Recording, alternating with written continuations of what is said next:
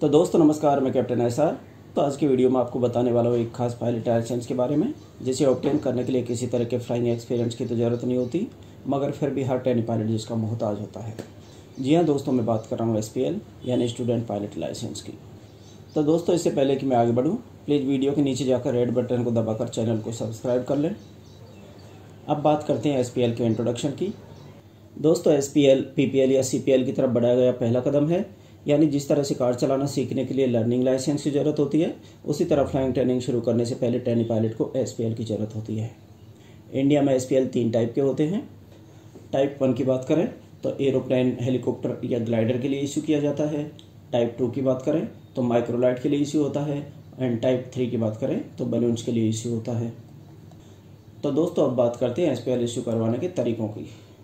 इसके लिए मैं आपको 2 तरीके बताने वाला हूँ। पहला तरीका होता है किसी अच्छे फ्लाइंग क्लब में डायरेक्ट एडमिशन लेना। हालांकि फ्लाइंग क्लब में एडमिशन कई चीज़ों पर डिपेंड करता है, जैसे कि seat availability, number of aircraft, entrance exam, duration of training and flying charges. Admission के ठीक बाद flying training circular number 3 of 2013 के अनुसार फ्लाइंग क्लब को स्टूडेंट का पुलिस वेरिफिकेशन भी करवाना होता है, साथ में एजुकेशनल सर्टिफिकेट्स वेरिफिकेशन भी करवाना होता है। इसके साथ ही SPL के लिए होने वाले ओरल एग्जाम के लिए 45 डेज की क्लास अनिवार्य होती है, जिसकी फीस भी कैंडिडेट को अलग से पे करनी होती है, जो कि इंडियन FTOs में 20,000 से 2 लाख तक हो सकती है। अगर कैंडिडेट SPL ओरल एग्जाम में पास हो जाता है तो क्लास 2 मेडिकल की वैलिडिटी के आधार पर SPL इशू कर दिया जाता है, वरना हर 6 कैंडिडेट को ओरल एग्जाम देने का मौका दिया जाता है। यहाँ यह बता देना भी जरूरी रहेगा कि SPL एग्जाम पास करने के लिए 50% स्कोर करना जरूरी होता है। तो दोस्तों ये थोड़ा टायरिंग एंड लेंथी प्रोसीजर होता है, इसलिए मैं एक पायलट इंस्ट्रक्टर होने के नाते एक दूसरे तरीके को रिकमेंड करता हूँ। दूसरा तरीका होता है किसी फ्लाइंग क्लब में एडमिशन लेने से पहले ही DGCA के सारे एग्जाम्स पास कर लेना। तो दूसरे तरीके से चलने से आपको कुछ खास फायदे होने वाले हैं। दूसरे ऑप्शन से आपका काफ़ी पैसा एंड टाइम तो बचता ही है, साथ ही आप खुद ही डिसाइड कर सकते हो कि फ्लाइंग ट्रेनिंग इंडिया से करनी है या बाहर से, और अगर इंडिया से करनी है तो which flying club is the best in terms of duration, flying quality and flying charges. अगर कोई कैंडिडेट पहले से ही PPL या CPL होल्डर है तो ऐसे कैंडिडेट को सिर्फ एयरक्राफ्ट एंड इंजन का ही ओरल एग्जाम देना होता है, बाकी नेविगेशन, मेट्रोलॉजी या एयर रेगुलेशन में कोई एग्जाम नहीं देना होता। साथ ही कोई candidate foreign pilot licence holder है तो ऐसे कैंडिडेट को सिर्फ एयर रेगुलेशन में ही ओरल एग्जाम देना होता है। दोस्तों चौथा पॉइंट हमारा आता है SPL इशूइंग अथॉरिटी। तो SPL फ्लाइंग क्लब द्वारा एयरक्राफ्ट एक्ट 1937 के शेड्यूल 2 के पार्ट B के तहत इशू किया जाता है, जिसके लिए चीफ फ्लाइट इंस्ट्रक्टर या डिप्टी CFI को एक बोर्ड गठित करना होता है, जिसमें CFI या डिप्टी CFI के अलावा AME, CGI या पायलट इंस्ट्रक्टर को भी शामिल किया जाता है। हालांकि DGC अपने किसी ऑफिसर को भी इस पर्पज़ के लिए नॉमिनेट कर सकता है। Next point is requirements for issue of licence.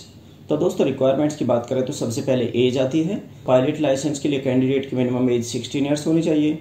Educational qualifications की बात करें तो कैंडिडेट को कम से कम 10th पास होना चाहिए। मेडिकल फिटनेस की बात करें तो SPL के लिए कैंडिडेट के पास क्लास 2 मेडिकल सर्टिफिकेट होना अनिवार्य है।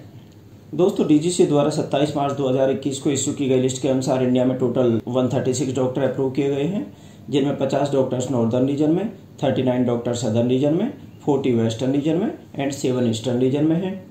तो लगभग हर स्टेट या बड़े शहर में आपको 1-2 डॉक्टर मिल ही जाते हैं, जिससे आपका क्लास 2 का काम आसान हो जाता है। 6th पॉइंट आता है वैलिडिटी का। SPL की वैलिडिटी 5 साल होती है, जबकि इसके मेडिकल की वैलिडिटी 2 साल होती है, यानी हर 2 साल में आपको मेडिकल करवाना होता है। 7th पॉइंट आता है एयरक्राफ्ट रेटिंग।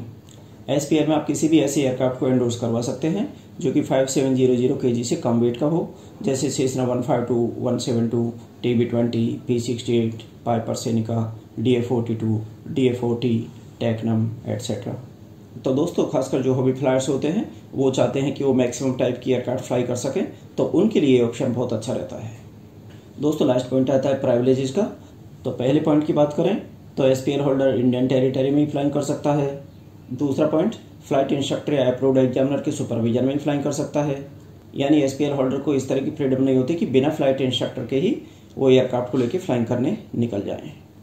तीसरे पॉइंट की बात करें तो SPL होल्डर VFR में फ्लाइंग कर सकता है, यानी जो भी railway, road, water bodies, aerodrome, runway या होराइजन है, इनका रेफरेंस लेकर, यानी सिर्फ इंस्ट्रूमेंट देखकर फ्लाइंग करने के लिए वो अभी ऑथराइज नहीं होते। दोस्तों प्रिविलेजेस में चौथे पॉइंट की बात करें तो SPL होल्डर पैसेंजर्स, एनिमल्स या गुड्स को भी ना तो ऑन बोर्ड ले जा सकते हैं, ना ही रिम्यूनरेशन या हायर के पर्पज से फ्लाइंग कर सकते हैं। साथ में पेरेंट्स, फ्रेंड्स या किसी अन्य को जॉय राइड देने के लिए भी ऑथराइज नहीं होते हैं। तो अभी आता है लास्ट पॉइंट। तो जब तक SPL होल्डर 10 घंटे की सोलो फ्लाइंग नहीं कर लेता है, वो क्रॉस कंट्री फ्लाइट के लिए ऑथराइज नहीं होता। हालांकि फ्लाइट इंस्ट्रक्टर ऑन बोर्ड हो तो इस तरह का कोई रेस्ट्रिक्शन अप्लाई नहीं होता। तो एयरक्राफ्ट एक्ट 1937 के शेड्यूल सेकंड की बात करें तो वहाँ पे एक और पॉइंट दिया रहता है कि बिना नेविगेशन या मेट्रोलॉजी पास किए कैंडिडेट क्रॉस कंट्री फ्लाइट नहीं कर सकता। लेकिन अभी ये सब रिलेवेंट नहीं रह गया है, क्योंकि टाइम होता था 15-20 साल पहले का। तब CFI को पावर होता था कि वो चाहे तो किसी भी कैंडिडेट को बिना मेडिकल या बिना SPL के भी 10 घंटे तक फ्लाइंग करवा सकते हैं। मगर 2003 आते आते CFI का ये पावर ख़त्म कर दिया गया एंड अभी फ्लाइंग ट्रेनिंग स्टार्ट करने के लिए SPL जरूरी हो गया है, जिसके लिए आपको नेविगेशन एंड मेट्रोलॉजी पहले से ही पास करने होते हैं। तो दोस्तों ये थी आज की बात। कैसा लगा आपको ये वीडियो?